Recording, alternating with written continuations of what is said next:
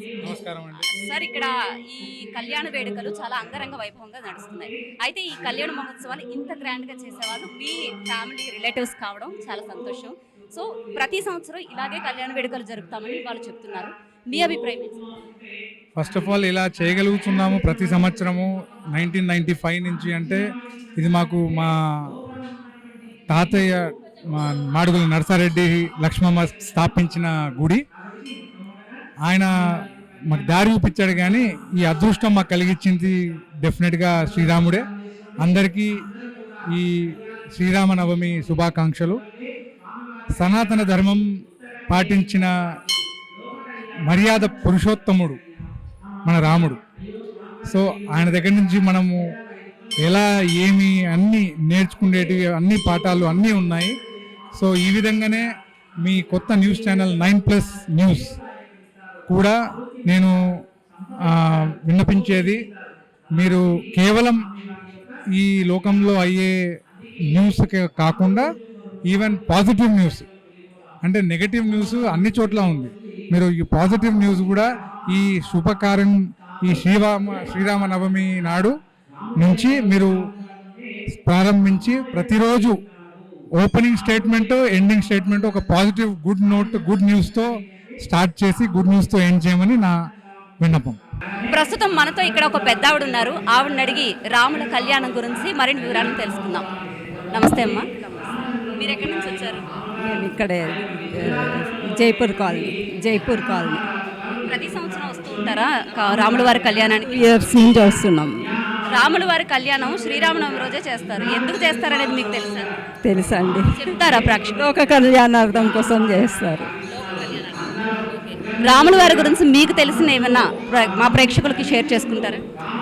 ఆయనను చూసి కుటుంబ సభ్యులు నేర్చుకునేది చాలా ఉంది. అన్నదమ్ములు అక్క చెల్లెలు అందరూ నేర్చుకునేది చాలా ఉంది. సార్, రాముడు గురించి మీకు తెలిసినంత వరకు నేటి యువతకి రాముడు గారు శ్రీరాముడు ఇచ్చిన సందేశం ఏంటి? దాని గురించి యాక్చువల్గా శ్రీరామచంద్రుడు న్యాయానికి ధర్మానికి ఆదర్శానికి ప్రతీక.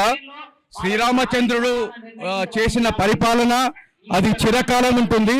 ఆయన చేసిన పరిపాలన వల్ల ఈరోజు ఎంతో మంది దాన్ని ఆదర్శంగా తీసుకొని ఎన్నో దేశాలు కూడా పరిపాలిస్తున్నారు. కాబట్టి ఈ రోజు చాలా పవిత్రమైన రోజు, ఎందుకంటే శ్రీరామచంద్రుడు జన్మించిన రోజు. శ్రీరామచంద్రుడు తండ్రి మాట జవదాటకుండా తండ్రికి ఇచ్చిన మాట ప్రకారము అడవిలోకి వెళ్ళి ఎన్నో కష్టాలు పడ్డాడు. సీతమ్మ గురించి ఎన్నో యుద్ధాలు చేసి ఆయన భార్యను రక్షించుకున్నాడు. శ్రీరాముల వారి గురించి మీకు తెలిసింది మా ప్రేక్షకులతో పంచుకోగలరా? శ్రీరాములు వారు మన భారతదేశానికే ఫస్ట్ పర్సన్ అనుకోవచ్చు, ప్రథమ పురుషుడు అనుకోవచ్చు. మన భారతదేశ హిందూ మతాన్ని ఔన్నత్యాన్ని తెలియజేయడానికి కానీ మన ఒక ప్రజా జీవితం ఎలా ఉండాలని తెలియజేయడానికి ఆయన ఒక ఏక ప్రతిబుద్ధుడు కావచ్చు, తండ్రి మాట జవదాడు, పెద్దలు గౌరవించడం ఎట్లా, అలానే తన సహచరుని ఒక ఫ్రెండ్ లాగా స్నేహితులాగా చూడటం ఎలా అనే విషయంలో తెలియజేయడానికి రాముడి మన గొప్పతనము.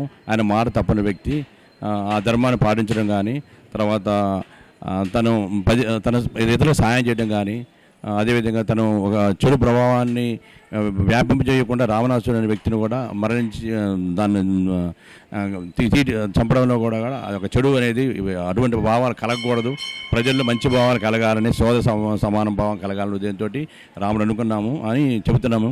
ఇంకోటి ఏంటంటే, మేము ఖమ్మం జిల్లా వాసులం కాబట్టి మాకు కొంచెం ప్రభావం ఎక్కువ ఉంటుంది రాముడు ఇది. సరే, మేము ఇక్కడ సెటిల్ అయిపోయాము.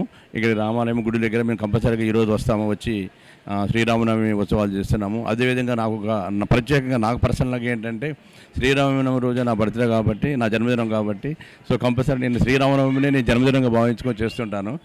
గత 30 సంవత్సరాలుగా మేము రామాలయంలో రాముని కళ్యాణం జరుపుతున్నాము.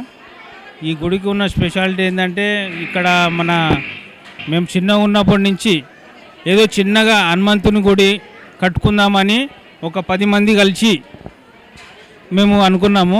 దాని తర్వాత ఆ దేవుని దయతోటి ఇక్కడ ఉన్న మా పటేలు బోధ నర్సిరెడ్డి గారు వాళ్ళు వచ్చి, మేము ఏదైనా ఒక సహాయం చేసామంటే, చిన్న గుడి కట్టియండి సార్, మాకు గుడి లేదు, ఇక్కడ జాగా అంతా ఉంది, పంతులు గారు ఉండడానికి ఉంది, జాగా ఉంది, ఇక్కడ వంటలశాలకు అన్ని జాగాలు ఉన్నాయి, కాకపోతే మా దగ్గర డబ్బులు లేవు, మేము మధ్య తరగతి వాళ్ళము, మా దగ్గర డబ్బులు లేవంటే బోధినేటి రెడ్డి గారు వచ్చి ఇక్కడ చిన్న గుడి కట్టిమంటే ఆయన రాముల వారి గుడి, ఆంజనేయ స్వామి గుడి మొత్తం కట్టించి నవగ్రహాలు, శివాలయము, ఇక్కడ సుబ్రహ్మణ్య స్వామిది అన్ని గుళ్ళు అన్నీ మంచిగా చేశారు. కానీ కొద్ది రోజుల నుంచి చాలా ఇబ్బందులు పడుకుంటా ఆ రోజు నుంచి ఇప్పటి వరకు దేవుని నామస్మరణ చేసుకుంటూ చాలా బాగా జరిగింది. కాబట్టి హనుమంతుని గుడి కట్టేయమంటే భర్త భార్య నర్సిరెడ్డి లక్ష్మమ్మ గారికి నిద్రలో పోయి రామాలయం గుడి కట్టిస్తా అని చెప్పిండంట రాముల వారు. అందువలన మాకు చాలా సంతోషంగా ఉంది. కాబట్టి ఎల్లవేళలా భగవంతుని నామస్మరణ చేసుకుంటూ మేము ఆయురారోగ్యంగా మంచిగా ఉన్నామని చెప్తున్నాం తల్లి. సో మాకు చాలా ఇయర్స్ నుంచి జరుగుతుంది ఇక్కడ కళ్యాణం. ఎప్పుడు కూడా చాలా హ్యాపీగా చేసుకుంటాం అండ్ చాలా డెవలప్ అవుతుంది. ఇప్పుడు ఇంతకుముందు ఇంత డెవలప్మెంట్ లేకుండా ఈ గుడి, సో ఇప్పుడు చాలా డెవలప్ అయింది. ఆల్మోస్ట్ ఒక 6 ఇయర్స్ నుంచి చాలా డెవలప్ అయింది. అండ్ అందరూ మా అత్తయ్య వాళ్ళు అండ్ ఒక 5 మెంబర్స్ లేడీస్ ఉండే, సో వాళ్ళందరూ మహిళా సంఘం నుంచి నిలబడి ఈ ప్లేస్ని కాపాడేసి పటేల్ అని చెప్పేసి గుడి పటేల్ గారు వాళ్ళకి చెప్తే వాళ్ళు గుడి ప్రతిష్టాపన చేశారనమాట. సో అట్లా ఈ గుడి నిలబడింది. ఆ తర్వాత నుంచి వాళ్ళు చాలా కష్టపడ్డారు ఈ గుడి డెవలప్ అవ్వడానికి. సో ఇప్పటికి ఇక్కడి వరకు వచ్చిందంటే మా అత్తయ్య లాస్ట్ శిలాస్థాపాల పైన వాళ్ళ పేర్లు ఉంటాయి. చాలా కష్టపడ్డారండి గుడి కోసం. అండ్ ఇప్పుడు కళ్యాణం మాత్రం చాలా అంగరంగ వైభవంగా చేస్తున్నారు. చాలా బాగుంది. అన్నప్రసాదాలు పెడతారు ఇక్కడే అయిపోయిన తర్వాత. అండ్ పూజారి కూడా ఇప్పుడు చాలా చాలా బాగున్నారనమాట. ఇంతకుముందు వాళ్ళు అంత బాగా చేసేవాళ్ళు కాదు, ఇప్పుడైతే చాలా బాగా చేస్తున్నారు.